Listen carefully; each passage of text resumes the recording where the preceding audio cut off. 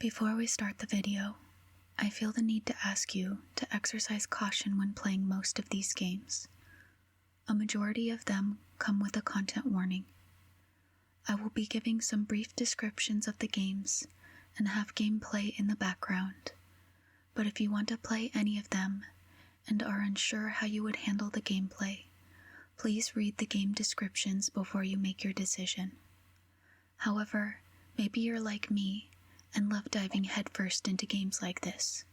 Regardless, I will preface trigger warnings for each one if necessary. Thank you. Hello. Welcome to my channel. So, I have 10 games in this list. I'll list them backwards as my top 10. Some of these games are similar to each other and have common themes. Apparently, I really enjoy psychological horror games, games with tragedies and trauma, with the exception of maybe one of them.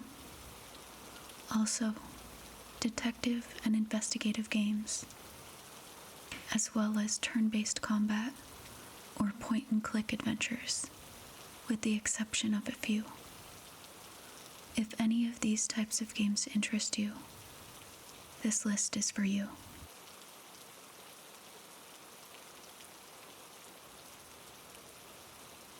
Number 10, Etched Memories. Now keep in mind this video game, as of February 2025, is still in demo, but despite that I felt the game was really good. I don't think this game necessarily needs a trigger warning, but if you're not into horror games, you probably won't like it. These types of horror games I usually don't go for, because I get scared too easily and can't move around very well. But I made an exception because it is a cat simulator. I am a sucker for a cat simulator. With the demo, there is about 30 minutes of gameplay. You play a tabby cat named Biscuit, trying to find his mom, but more sinister tones are revealed as you progress through the game. You can move from first person to third. I really like third person because in first, as a cat, you end up really close to the ground, so it's easier to see in third. There are puzzles to progress on your journey, which I did enjoy, but there was one playthrough I had to restart due to losing something really important and I couldn't progress in the game anymore. I wonder if there's a way they could stop that from happening? Or maybe I just need to be better at the game. Number 9, Doki Doki Literature Club. This game definitely needs a trigger warning. In the game's own description, it says this game is not for children or the easily disturbed. There's about 4 hours of gameplay. It is a psychological horror game and a visual novel. It's somewhat like a dating simulator. You start out the game going to school and you're in need of finding a club to join. Your best friend really wants you to join their club, but you aren't sure. There is a mini game where you write poems and it's pretty simple. I should have been aware going in that this game would have a lot of reading being a visual novel, but I guess I was expecting more game. Despite that, I felt it was a decent game. I thought the art was really cute.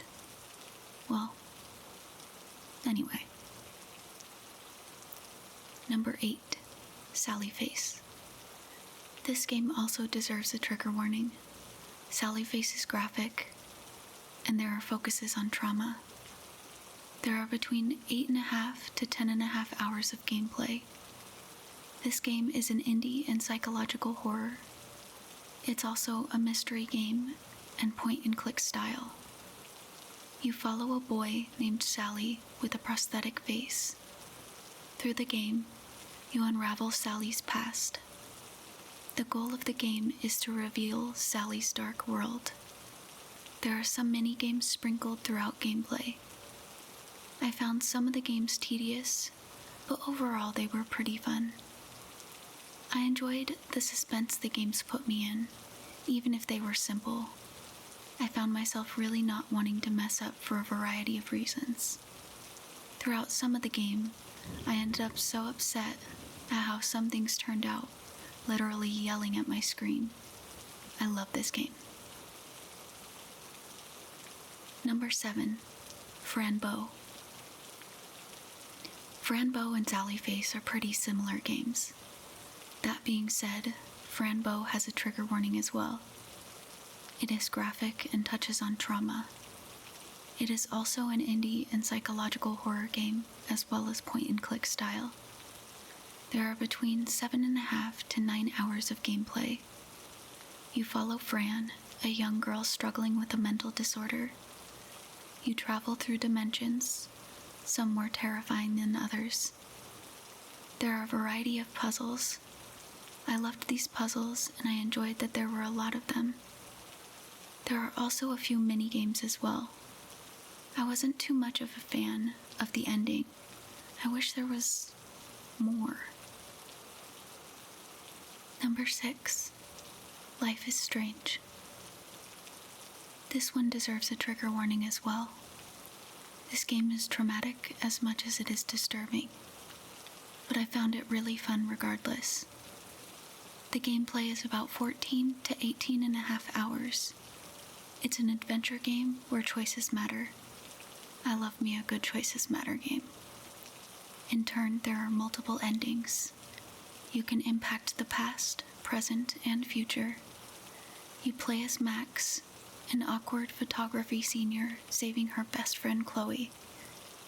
You investigate where you live, unraveling its secrets. I personally love the mechanics of the game. Being able to alter time was very fun, and I needed a bit of strategy to work through the game. By the end of this game, I found myself devastated.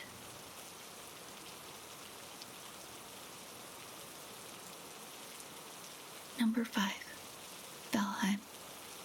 Oh, Valheim, what an interesting game. There is between 79.5 and 143 hours of gameplay. It's an open-world survival game with crafting, defeating enemies and bosses. There are a variety of biomes all over the world, and the world is huge. The map is procedurally generated, with each biome location at random. You can play solo, but it is also multiplayer up to 10 players. It's inspired by Viking culture and set in Purgatory. One of my favorite parts of the game is the music. The music loops and it never gets old for me. I also love grinding my skills, making things, and building camps and other buildings.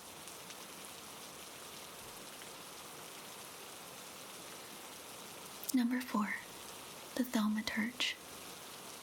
This game is an investigative RPG with turn-based combat. There is between 14 to 39.5 hours of gameplay. Choices matter in this game. You follow Victor Shulsky, a Thaumaturge, a master of the mystical arts. The abilities of the Thaumaturge are to observe minds and hearts of others. You also draw on the power of Salutors, demons from an ethereal realm regular people cannot see. You are guided by your power at the snap of your fingers. Now, I've noticed there's some mixed feedback involving the combat in this game. I personally loved it. I found it very fun. I felt there was a need for strategy in the way of combining the skills. I also love the story of this game. It really immersed me.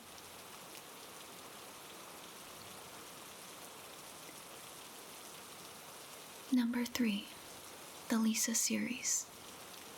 I love the entire Lisa series.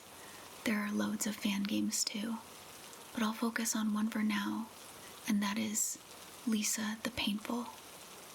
In this game, gameplay runs about 11 to 24.5 hours. Before I dive too deep, these games need a trigger warning. They are traumatic and graphic. Lisa the Painful is an RPG, indie, and horror. The vaguest description I can give you is what the developers wrote in their description: the miserable journey of a broken man. You follow Brad, a man in a post-apocalyptic world where choices impact gameplay entirely. You may end up having to make choices that lead you to question your humanity It is a turn-based combat game, a party RPG. What I both loved and didn't about this game was the dark humor. I like to dabble in the dark humor, probably more so than dabble, but there were a few jokes that were a lot, to say the least. But I cannot stress how much I love this game. It really tore at my heartstrings.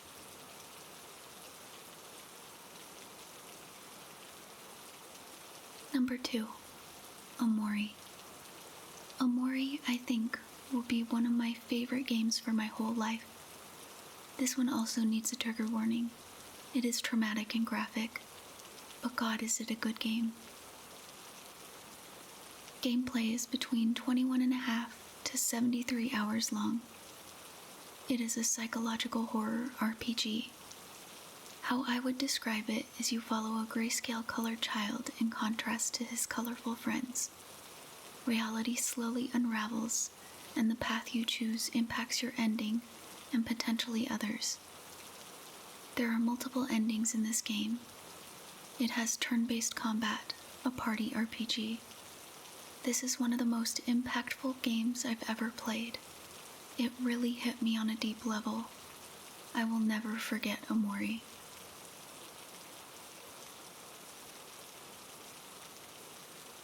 Number 1, Disco Elysium. It was hard choosing number 1, but Disco Elysium deserves the top spot. It was my first RPG I played as an adult. I couldn't love this game more for nostalgia reasons and more.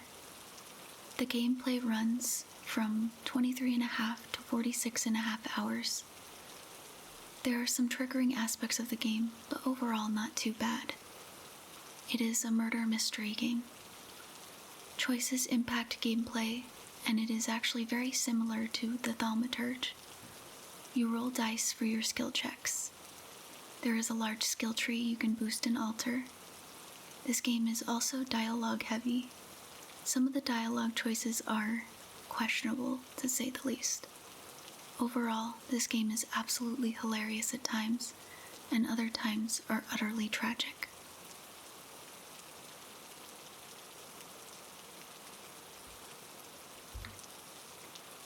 That concludes my top favorites. I'll list them here again. Number 10, Etched Memories. Number 9, Doki Doki Literature Club. Number 8, Sally Face. Number 7, Fran Bow. Number 6, Life is Strange. Number 5, Valheim.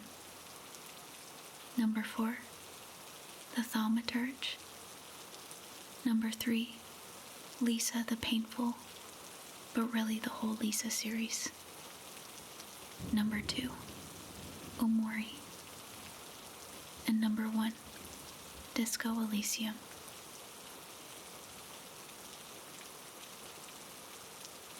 Feel free to share your thoughts on these games in the comments or send some recommendations my way. Until next time, good night.